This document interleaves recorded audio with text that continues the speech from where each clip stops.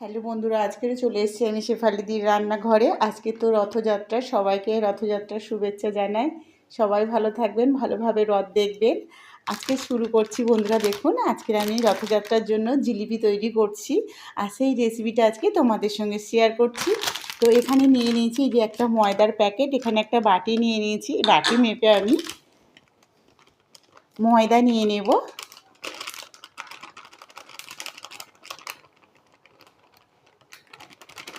এই দেখুন বন্ধুরা, আমি এখানে এক বাটি ময়দা নিয়ে নিয়েছি।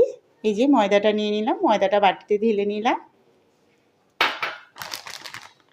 এখানে আরও এক বাটি নেব, দু বাটি ময়দা দিয়ে আমি করছি। দু বাটি ময়দা নিয়ে নিয়েছি।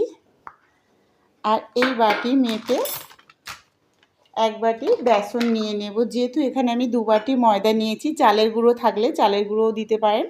আমার কাছে চালের গুঁড়ো নেই, তার জন্য আমি বেসন দিয়ে তৈরি করছি। ময়দা আর বেসন একসঙ্গে দিয়ে দিলাম। আর এর সঙ্গে আমি দিয়ে দেব 1 চামচের মতো, এই যে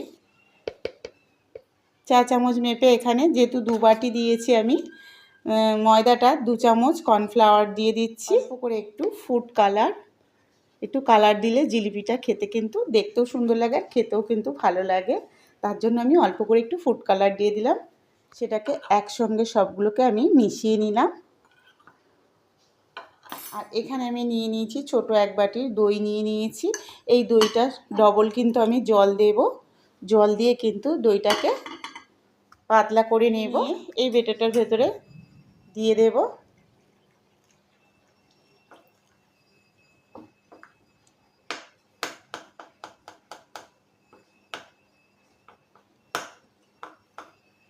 অল্প অল্প করে মিশিয়ে আমি পুরো একটা বেটার তৈরি করে নেব। এই দেখুন বন্ধুরা, আমি ফেটিয়ে নিয়েছি।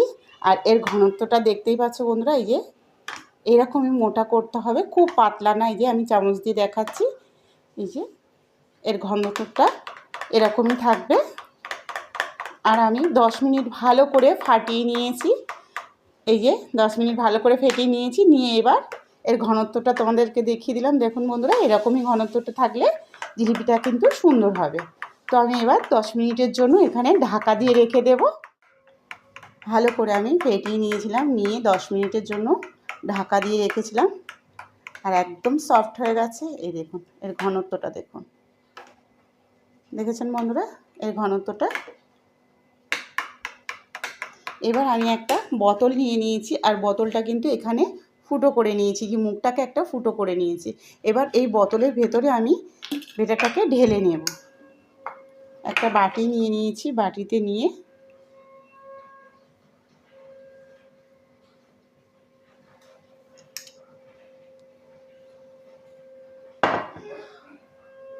এই যে একটা বোতল নিয়ে নিয়েছি, বোতলের মধ্যে কিন্তু আমি এটাকে ঢেলে নেব।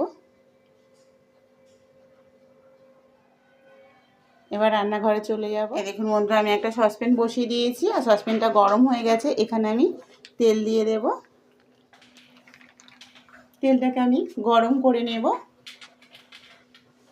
এই দেখুন বন্ধুরা, আমি গ্যাস জ্বালিয়ে দিয়েছি, আর গ্যাসের মধ্যে একটা কড়া বসিয়ে দিয়েছি। এখানে গিয়ে যেই বাটিটা মেপে আমি ময়দা নিয়েছিলাম, সেই বাটি মেপে আমি 2 বাটি নিয়েছিলাম ময়দা, সেই বাটি মেপে আমি এখানে 3 বাটি জল দিয়ে দিয়েছি। 4খানা এলাচকে ফাটিয়ে দিয়ে দিয়েছি।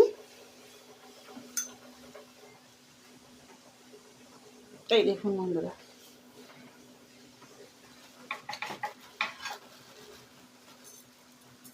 এই যে 2 বাটির একটু কম, 1.5 বাটির মতন আমি চিনি দিয়ে দিলাম। দিয়ে শিরাটাকে আমি তৈরি করে নেব।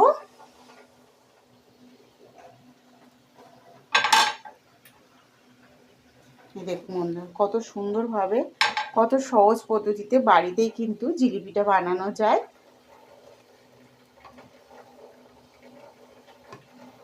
শিরাটাকে ভালো করে রেডি করে নেব। এই দেখুন বন্ধুরা, আমার তেলটা গরম হয়ে গেছে। আবারও আমি দিয়ে এরকম করে ঘুরিয়ে ঘুরিয়ে তৈরি করে নেব সব জিলিপিগুলোকে।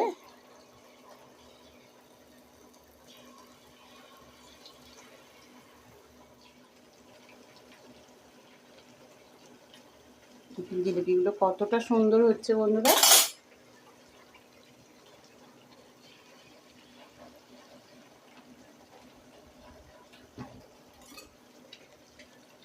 সব জিলিপিগুলোকে সুন্দর করে আমি ভেজে নেব, একদম মুচমুচে করে কিন্তু ভেজে নিতে হবে তেলে। তেলটাকে ভালো করে ঝরিয়ে নেব। এই দেখুন, তেলটাকে ভালো করে ঝরিয়ে নিয়ে রসের মধ্যে আমি দিয়ে দেব জিলিপিগুলো।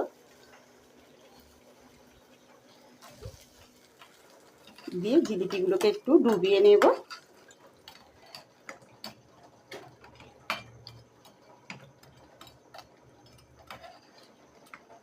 এবার রস থেকে তুলে নেব আমি। আমার 1 প্লেট জিলিপি ভাজা হয়ে গেছে, বাকিটাও কিন্তু আমি এইভাবে একইভাবে ভেজে নিই। ময়দাতে আমার এরকম প্লেটে 2 প্লেট জিলিপি হয়েছে। আর কতটা মুচমুচে হয়েছে বন্ধুরা, তোমাদেরকে আমি একটা ভেঙে দেখাচ্ছি। এই দেখুন, আওয়াজটা শুনলেই বুঝতে পারছো যে কতটা মুচমুচে হয়েছে। এই দেখুন, দেখেছেন বন্ধুরা? এই দেখুন কতটা মুচমুচে হয়েছে জিলিপিগুলো, আর কতটা রসালো হয়েছে ভেতরে। দেখেই বুঝতে পারছো বন্ধুরা জিলিপিটা কেমন হয়েছে। এই যে প্রত্যেকটা জিলিপি কিন্তু একদম পারফেক্ট হয়েছে আর ভীষণ মুচমুচে হয়েছে। এই দেখুন, হাতে চাপ দিলেই কিন্তু ভেঙে যাবে, আর একদম রসালো হয়েছে জিলিপিটা। দেখুন বন্ধুরা, আমি ভেঙে দেখাচ্ছি। এই দেখুন কত সহজেই ভেঙে যাচ্ছে, আর ভেতরে কিন্তু একদম রসে টইটুম্বর। তো রেসিপিটা কেমন লাগলো বন্ধুরা? রেসিপিটা কেমন হয়েছে অবশ্যই কমেন্টে জানাবেন বন্ধুরা। আর রেসিপিটা ভালো লাগলে শেফালিদি রান্নাঘর চ্যানেলটিকে অবশ্যই সাবস্ক্রাইব করে নেবেন। ফেসবুক থেকে দেখলে একটা ফলো করে দেবেন। আর আমার চ্যানেল যারা সাবস্ক্রাইব করেছে সব বন্ধুদের জন্য রথযাত্রার অনেক অনেক ভালোবাসা শুভেচ্ছা রইল। সবাই ভালো থাকবেন, সবাই আনন্দ করুন, রথযাত্রায় উপভোগ করুন। কালকে আবার দেখা হচ্ছে নতুন এক রেসিপি নিয়ে।